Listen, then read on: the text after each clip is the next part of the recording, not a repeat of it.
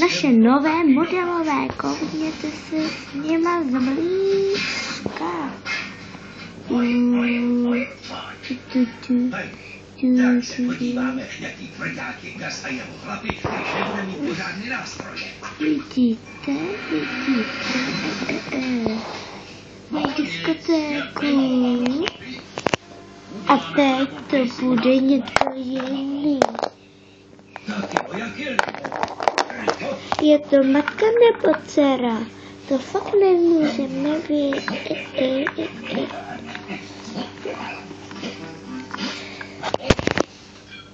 To je teda krása. To je teda myška. Zase 5 šatičky a tohle je šedá. Oh jej. Vítáme vás u nového programu. Bude nový film. Promiňte, jsou takový odstíny. Tak vypneme světlo. Počkejte, je to šedá barva, ale nevadí. Jo, nevadí. Trošku jsme ve tmě. Tak jo, pustíme asi světlo, no? Ne, abyste nás viděli, ne? Jo, radši pustíme světlo. Ale víte proč, ne? Tak, těším se na vás.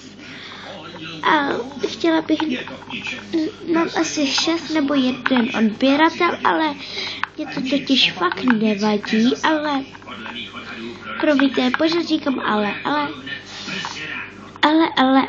už nevím, ale budou nové videa, promiňte, nemůžu žádný efekt, nebude to moc hezký a asi nějaký videa budou šedý nebo modrý nebo divně barevný, protože by to bylo legrace, ale to nevadí, teď jsme v šedý vzpomínce, tak ahoj. Příští člověk někdo. Tak jo, nashledanou. A tohle je další póza. Tak jo.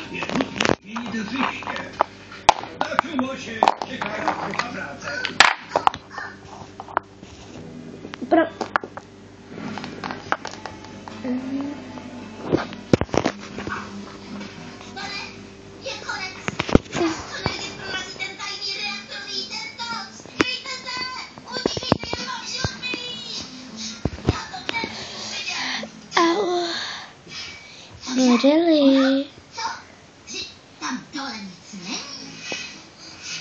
Lidi pochopili, existuje jediný způsob, jak něco udělat pořádně. Pojďme, jdeme na Jakrovku. Ahoj. Já to nechápu. Co se teda stalo s tím jejich podzemím? A s tím tajným reaktorem a s tím roztrháním prostoru a mezičasu? Jak tohle? Co to? Vaše modelka vás líbá. Marisi, proč je ta realita takhle máte?